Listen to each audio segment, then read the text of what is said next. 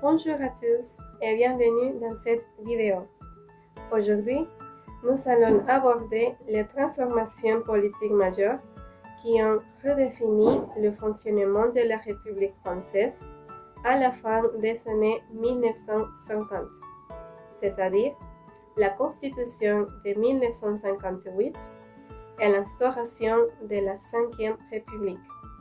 Mais pour comprendre ce changement, il faut revenir sur le contexte historique et les difficultés de la Quatrième République. On commence. Avant 1958, la France vivait sous la Quatrième République.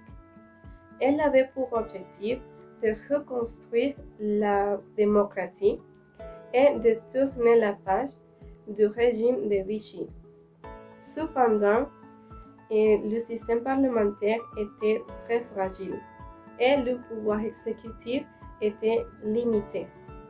Il y avait beaucoup de partis politiques, ce qui rendait les coalitions difficiles. En seulement 12 ans, plus de 20 gouvernements se sont succédés. Les ministres changeaient souvent, donc il était presque impossible de mettre en place des réformes durables.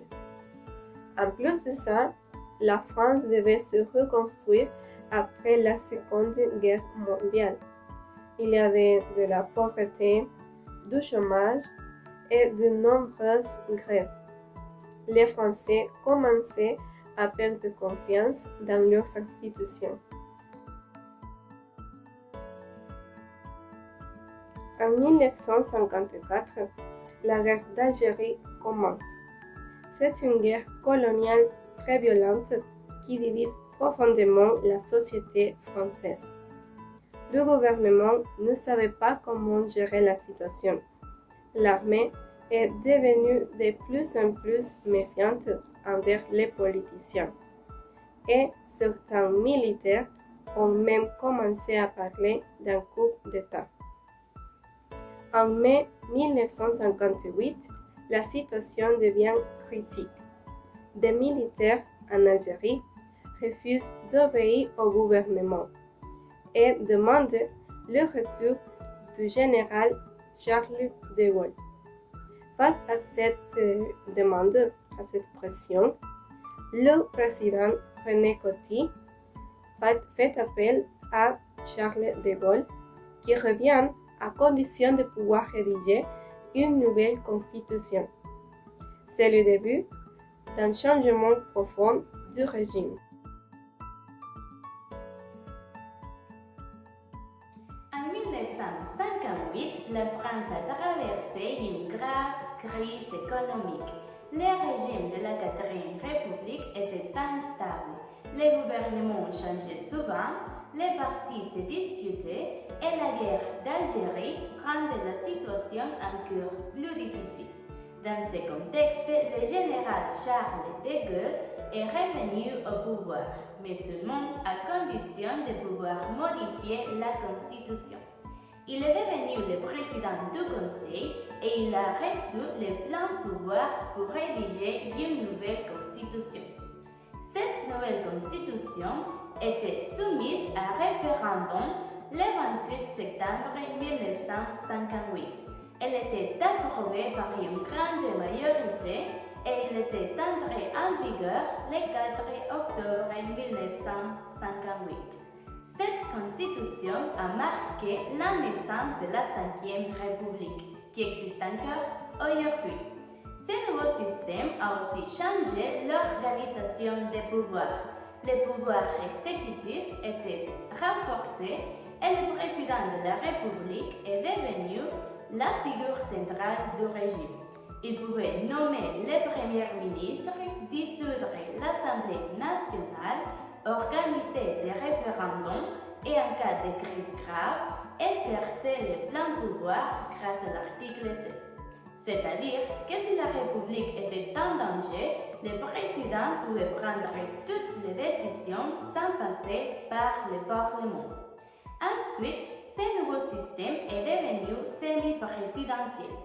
c'est-à-dire que le pouvoir exécutif était partagé entre le président de la République et le premier ministre, mais c'était souvent le président qui dominait. De plus, la Constitution a marqué la souveraineté populaire. Le référendum est devenu si important en permettant de consulter directement les citoyens sur les décisions majeures. Cet événement a renforcé la démocratie directe. Donc, la Constitution de 1958 était conçue pour créer un État plus fort et plus stable. Grâce à elle, la Ve République a donné une place importante au peuple. C'était un tournant majeur, mais comme tout changement, ce nouveau système a aussi entraîné des conséquences, parfois positives et parfois controversées, qui ont marqué profondément l'histoire de la France.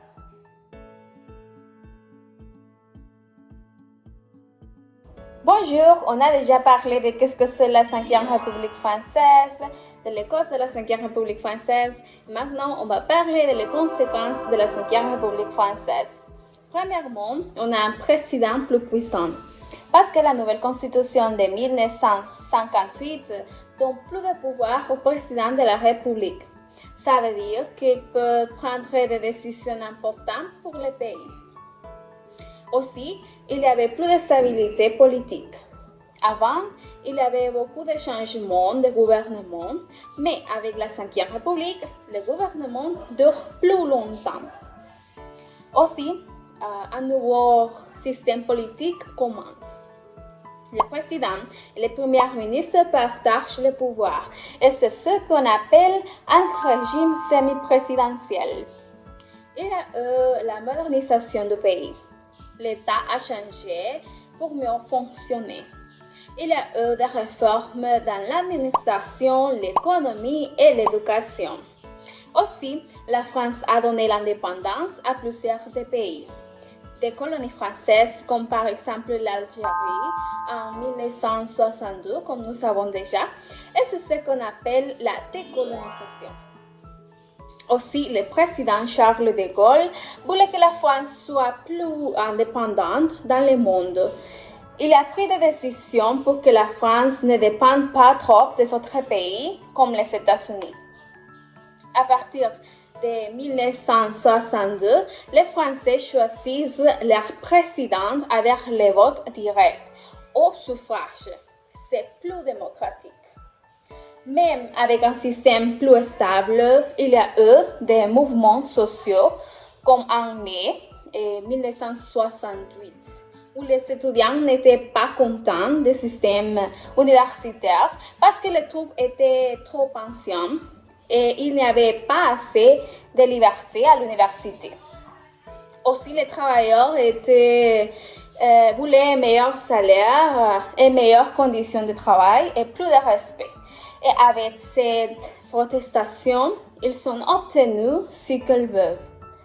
Certains partis politiques et citoyens demandent parfois une sixième république et ils souhaitent changer la constitution pour avoir un système plus démocratique, avec moins de pouvoir pour les présidents et plus pour le Parlement ou les citoyens.